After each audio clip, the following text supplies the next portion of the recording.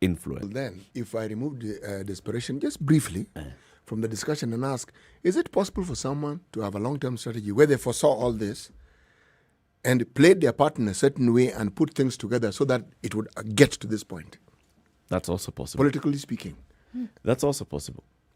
Or is it a moment-by-moment decision? A long game. Yeah, a long game. Because even a long game, you may have a long game, you may know what you want at the end. But can you really control the events that take place that lead to that long game? Or are you constantly adjusting? No, you can't. So long as you have the human element there, you can't control the outcomes. You can't control what is going to happen along the way because you also can't control the thinking and actions of men. You can't do that. Had you things that were malleable and that you could control, then perhaps you can say, this is where I'm going and this is exactly what I'm going to do. Even now, look at what's going on with the BBI now and all of this. You don't know what is going to happen tomorrow. You don't know. The people who are on that train are not necessarily the same people that were on the train 6 months ago, except for the two principals. You can't really predict. You can't control, unfortunately. You can't. There's no strategy that you can basically start a strategy and be 100% convinced that this is the only way. This is what is going to happen. Even a business. You start a business, you have this strategy, you don't know. There are very many things that are beyond your control. Would you then say that there are times when decisions are actually made on a gut feeling? It's not as though you have all the facts in place, but you sense and feel, this is the direction in which I need to go. And because essentially it's like you're gambling. It might not work, but I think it can work. What I feel, more specifically, it would work if I actually went in this direction. It's usually the gamble. It's gut feeling. It's like, okay, so I think this is good, but let me see. And then you realize that you drove yourself into the fire. By yourself. By yourself. But you cannot blame anyone else. And so you're left there wondering, okay, so now what do I do? When you've been sufficiently singed. Yeah. And you really can't call back anyone and say, this is because you're the one who led me here. No. You see, why I raise the question, if I look at the topmost leaders, political figures we have in this country, man, these fellows have all been in power or in high positions of authority for over 20 years. So collectively, you have a century plus of experience. Yep. Going to 1.5 centuries. If you just cumulative number of years this, so and so number of years this. Now, when you look at that reality, the thing that you then understand is that these are people who have a very keen sense and understanding of political systems and how the politicking in our country works. Because they've experimented with certain views, certain positions, and they have seen the outcome of those experimentations. The ones we're saying you have a gut feeling this is what you ought to do. But again, I speak from simply what I see. There are things that I'm not aware of because I don't know. There are things that people discuss that we do not know. There are things that happen that we actually don't know because they're never in the public domain. But the quest for power and for political relevance, that one is not difficult to see.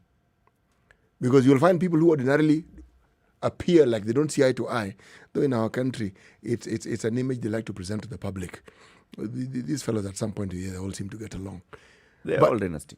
Yeah.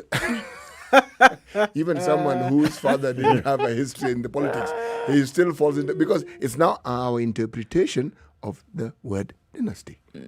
We've morphed it. So we have our own little interpretation of it. Now, something which caught my attention and why I bring this into play is when I looked at the interpretation of what was considered dynasty and the outcome of what we saw in Nakuru, that one got me thinking. Then something else happened which I found particularly interesting. I looked at Musalia Mudavadi's mother's funeral and I listened to the speeches that were being made. Those who really tried talked about the mother at the end in one sentence. The rest of the communication was politics. And I thought, this is a funeral, and for someone to have lived that long, this is someone you really have to respect, because this was Mudamba's wife, Musalia Musavadi's father's wife. Now, it means she understands this thing from the time even before the husband got into politics and the processes that followed. And then now she had a ringside view of also her son going into politics. That woman, in my mind, deserved a lot more mention than just a line. Because all these fellows, I believe at some point or the other, had met her. All of them, without fail. I didn't hear enough eulogizing of this lady by the people who attended her funeral. I didn't.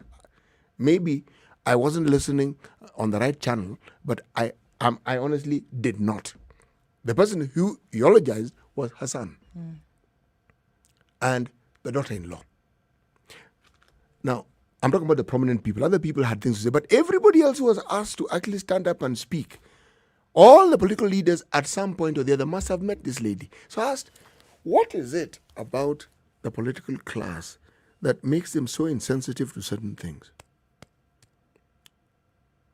What is it that drives them to be able to ignore the simple fact? Because it boils down to that this is a funeral. A funeral. Yes, there's a nice crowd that has gathered here, COVID notwithstanding. Social distancing be damned, but here we are. What is it? Now, it's that thinking that made me ask, is it something they do strategically? Or do they just stumble along and hope that this thing will work? It's politics, my friend. I'm bothering my head with complicated things. When Yes, I mean, this is, look, you've come to the burial of this particular woman, all right?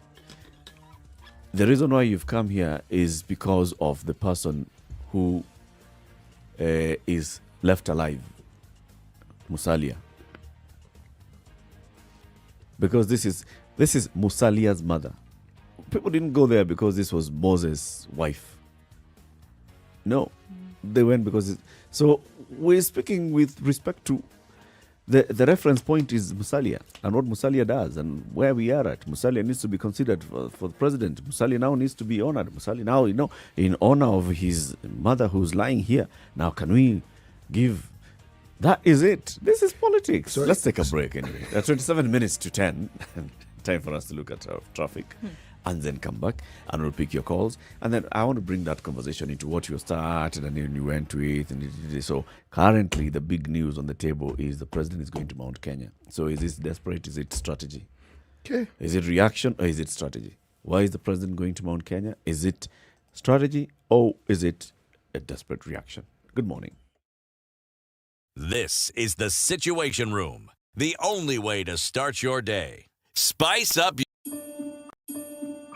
Living with HIV is not a death sentence. Thanks to advances in medicine, HIV is now a manageable illness, with patients able to lead normal lives and raise families as they achieve their goals and their dreams. Tune in to the Spice Drive with me, Monique, from 3 p.m. to 7 p.m. every weekday as we talk about HIV, why it's important to know your status, ways to protect yourself, how you can get tested, and how testing positive should not stop you from living a normal life. Courtesy of the National AIDS Control Council, NACC.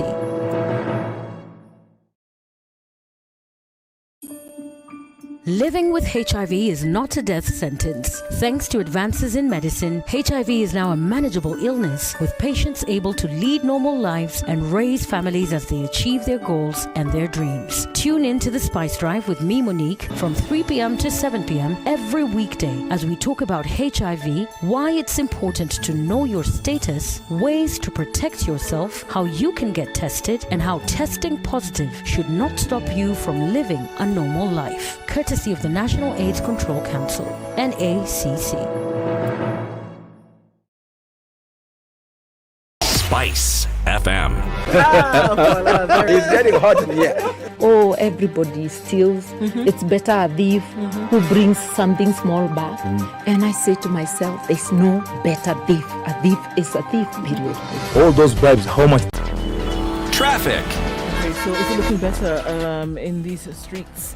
It seems so. Mombasa Road not looking so bad, well, considerably. It's still, though, packed in some places as you get along.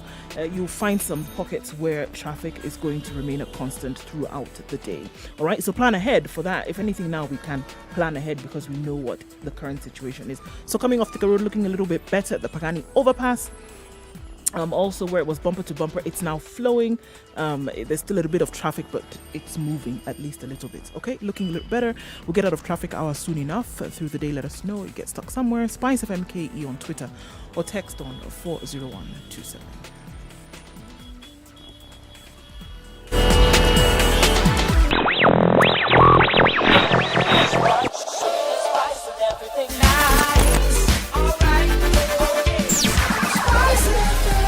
spice up your life.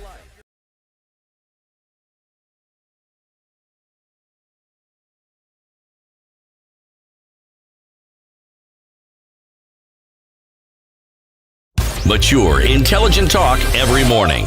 Spice up yourself. 24 to 10. This is the conversation that continues right here on Spice FM. We'd like you to join in 0719-012-600. Spice FM KE on YouTube, on Facebook and Twitter. So CT is always reminding us of what's happening, all the political happenings in the country. And he says it's a mix of both strategy and reaction to the situation on the ground. Could be desperate, maybe not. I choose not to use the word desperate, but it's okay. Because you used it, let's use it. Desperate. Maybe you want to ask me why I use the word desperation. You see, we're talking survival. Okay? Now, survival in a political realm sometimes reaches, the need for survival reaches a crescendo. Now, this crescendo is what elicits that reaction that, as I said, I could term as desperation. Yes. Because you realize here... So desperation is that one where you've looked, you've realized, no, I can't do things the way I've been doing them. I have to do something different. But now, is it fueled by what may have come out? Because the question then must be asked. Just less than a month ago, it was that you actually don't have support for this thing that you've been pushing in this same Mount Kenya where you're suddenly going. Now, would you have made the decision to go to Mount Kenya and speak to the people of Mount Kenya and pass a message had it not come out that you actually don't have the support that you do have there? So would it be that, there's now a message in your ear that, okay, hold on, guys, we thought this thing was going this way. We made this decision and assumed that everybody would jump on this train with us. Then there's a whisper in your ear that, hold on, my friend, you don't have the support that you think you do in your own backyard. Okay. So that is what then fuels your decision for you to go and visit them. Had you not heard that, you wouldn't have gone. Maybe you'd have gone just, as a one-off. You'd have taken a day instead of spending 7 days and calling people to Sagana and all. You'd have gone anyway to talk about it. But here is the context. The president is this Saturday going to Mount Kenya. He'll be at the Sagana State Lodge where he's invited leaders, political leaders, opinion leaders from the region to come and meet him to have a conversation about BBI. The president has, in the last 2 days, met with governors from the same region to say, I'm coming to the region. Please, what do we need to do? Prepare the ground for me. The president has also met other people who are prominent in this region. Okay? And all this is looking against the backdrop of what is it that we have seen. Senator Irungu Kang'ata writes a letter to him, which is leaked to the public, and in which he says, look, the situation on the ground is people are not happy. They do not support BBI. They don't see the value that they get out of BBI. And also they don't like the way the campaigns for the BBI are being conducted. One. Then you also see the Tanga brigade that has been there for a while. And the Tanga side coming out openly in defiance of the BBI. And many of these Tanga leaders are from this same region. So is this a reaction to, okay, I need to do something desperate? Or is it part of, all right, so what's happening? Then I need to react. You think like there's just a check, a regional check of what's going on? I'm going this way, I find there's traffic. So I just take a detour. I'm still heading the same direction. I'm not feeling like, oh my God, now I'm desperate. I'm just, kuna jam hapa. Wacha nipitie. This other route. You may not feel that way, but then it appears to people that it is a desperate move because of the sentiments that have been raised most recently. Had it not been that Honorable Kang'ata made the wrote that letter that he sent out saying, you know what, look here, it may seem as if people are not really supporting you. Look, things happen in succession. This comes out. The narrative is placed. It's into the ears of people, and you think, hold on a minute. Maybe if I don't make this move, I could be in trouble here. Yep. And then making the move based on what it is that you've heard. To folks who are watching and listening and paying attention to all the rhetoric, it does sound desperate. That if you don't make this move and see these people, then there's something you're losing out on here. Does it also sound desperate that you've used the word Simba with reference to yourself twice in a month? Yes. Yes. People don't think I'm a lion. I am a lion. If you're a lion, does a lion have to go around the Mara telling people that it's a lion? It See, has people to see it roar. and they know. It has to People roar. see it and they know. Sometimes the lion doesn't even roar. If you look at the but sometimes if you when look those- at the a pack information of about the hyenas is lion, coming, what does the lion if you do? look at the information about the lion, actually, that sound that it makes is very rare. It doesn't need to tell anybody it's a lion, my friend. Even a cub, before it has shed that baby fur and Well, then it put has on, broke- it has broken its voice. before it has broken its voice, nobody needs to tell you that it's a lion. It's a lion. It's a lion. It's a lion. Nobody is going to mistake a lion for hyena. Omo, lion. They know it's a lion. You don't have to say. You've seen those video clips, though, Ndu. Pack of hyenas trying to come here and play with a lion. What does it do? It roars. Just to by the way, you guys, just because you found me dead asleep and I was snoring loudly, it doesn't mean that I am weak, that I've become a buffalo. It is No. not reminding people that it is a lion. Trust me, the hyenas know that it is a lion. It doesn't say, I am a lion. Yeah, you make a sound every now and then, but I am a lion. I'm telling you in case you've forgotten. Get out of here. If they know you're a lion, you're a lion. I beg. 0719-012-600. The president's move to Mount Kenya this weekend is his strategy, or is it indication of some desperate political move? Is it out of desperation, or is it a strategy? Earlier, City, you had even talked about why is Mount Kenya behaving this way? Maybe it's not even about the BBI. There's something else. It could be some underlying feeling about broken promises or unmet promises or promises that are taking too long to fulfill. Yeah. You know, Uhuru came in with a baggage. The baggage is in the name, Kenyatta. That's the law. Yes, the sins of the father. If there are people who've lived long enough and they blame all their misfortunes on the first president of the country, Uhuru takes the blame because the father is no longer here, it is him. Okay? That's what entry point. All right? Then there is now the presidency and the hope. Now, you know why the hope? We have a Kikuyu president following another Kikuyu president, and we saw what Kibaki did. So now we hope to see a continuation of the same. Now, this is where the role of chance comes in. In Uhuru's wildest dreams, he could never have figured out COVID. Okay? Yeah. I expected it. No one could have. So here you are, merrily going along with whatever it is that you're doing, and merrily doing what you need to do, and suddenly, you have this COVID. And what would be normal political discourse changes completely. The flavor of everything that you've been doing in the country changes. And you have to deal with now what I call the new reality of everything around you. If it's poverty, new height. If it's job losses, new height. If it's health issues, new height. Meaning everything the government is supposed to do, everything is an emergency, or almost everything is at emergency status. Now, against a backdrop of the presidency doing what they've been doing in the way they've been doing it, you suddenly realize, my friend, there needs to be an about turn. But how do you change? Because this is your second term. How do you change the people you work with? How do you change their mind? You've shifted gears.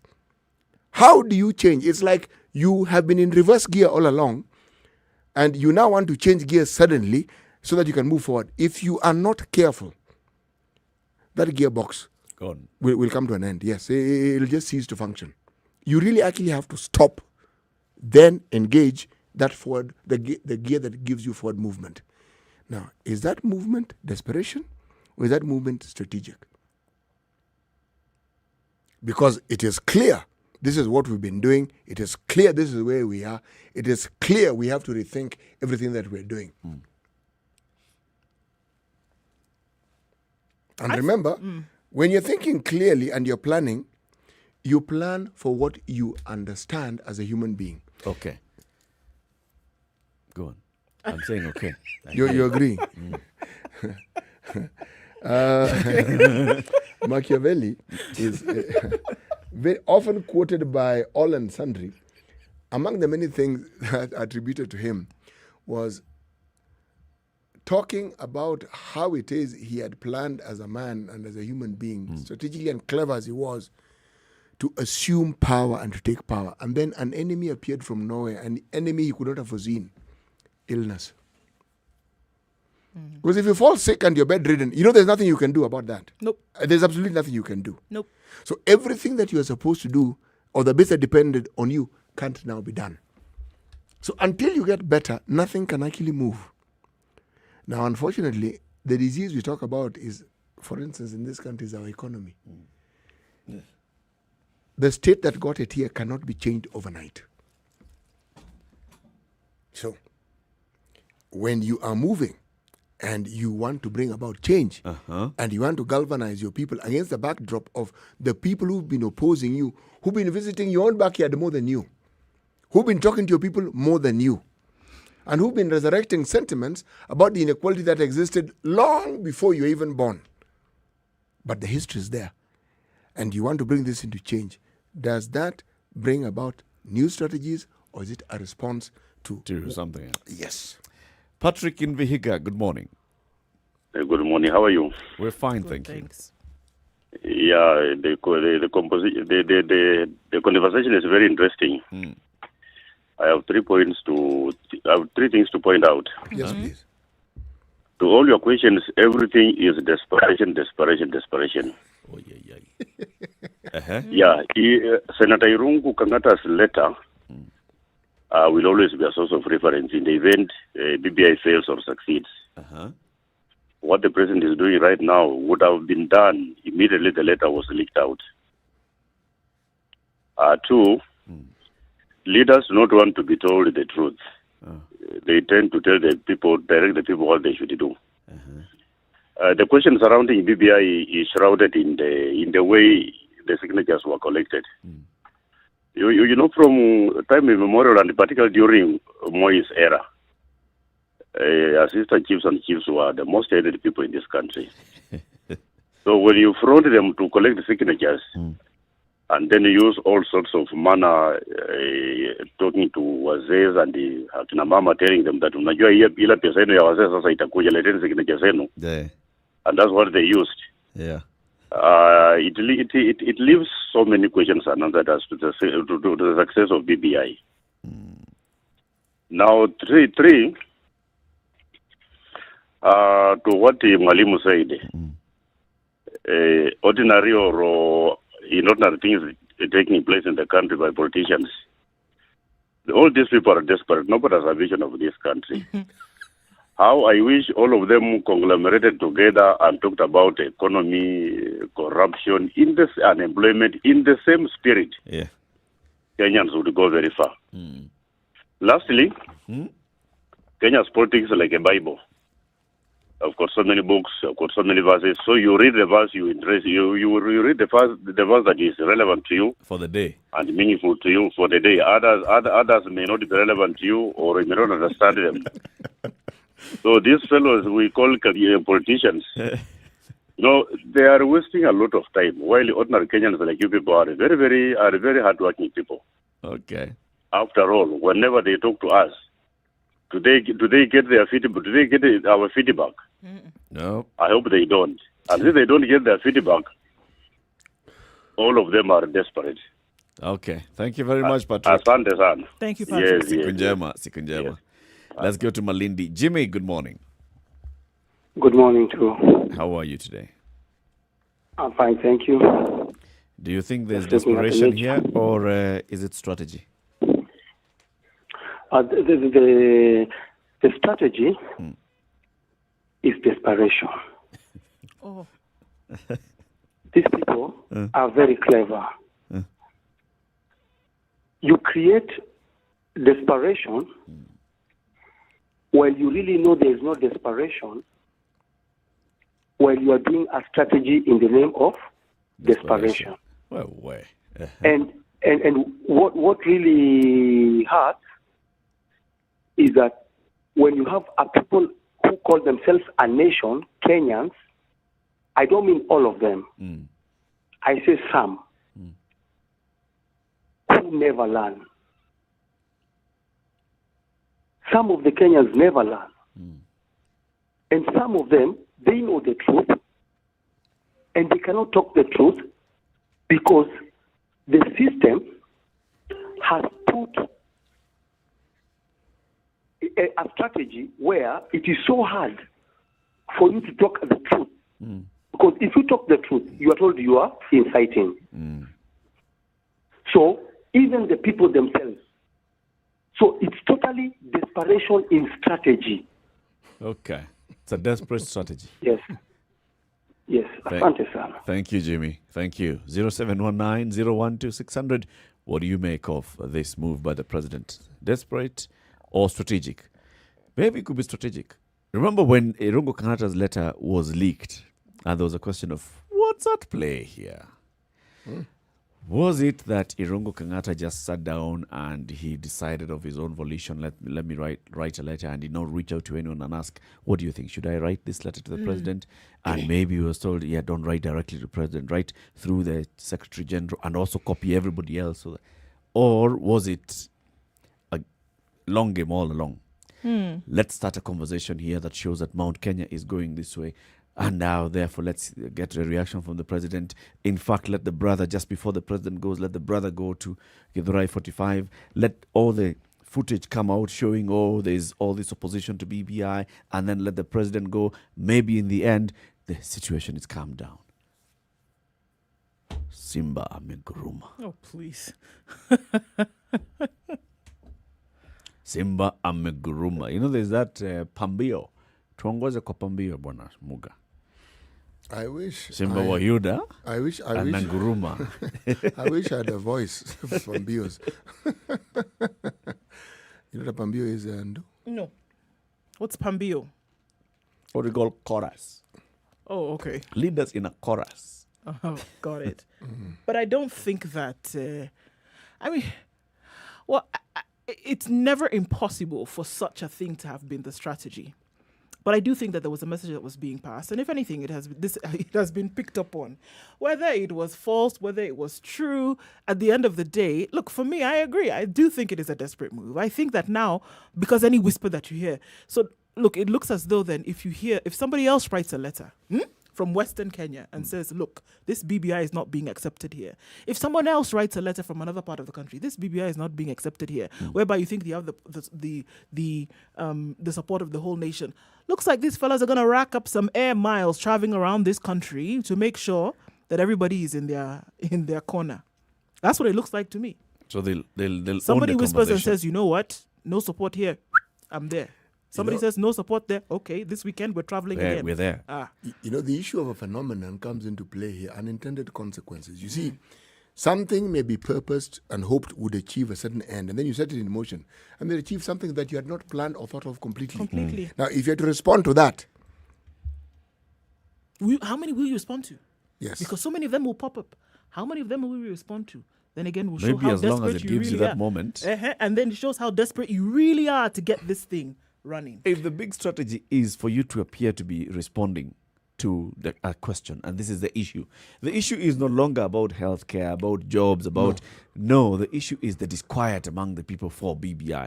That is it. You appear to be responding to that. You actually are shaping the conversation of the country. Forget all this Angela Ambito and Nain Fatraka telling us. This is what Kenyans want. Forget it. Kenyans want BBI. Why am I coming to Mount Kenya if Kenyans did not talk about BBI? Washington Oma in Malindi. Good morning. Good morning to you. Chirade. Wachio maber baba inte denade. Ati maber ba, odi maber. Okay, translate that into Kiswahili. So you live in Malindi. So Kiswahili, please. Kiswahili cha Naomi Campbell. Kiswahili. Sisi nyinyi iko namna gani? Now please, Kiswahili. Anyway, until I write it in a book so that I translate it. Okay, I wanted to contribute at least a little bit on the topic of today. To me, I think the currency, as we stated that earlier, the currency I think is rising. The trust deficit currency. And I think the leaders have realized, even President going to Sagana, they have come to upon that realization. And even what happened yesterday in when Raila went to that rally? Githurai 45.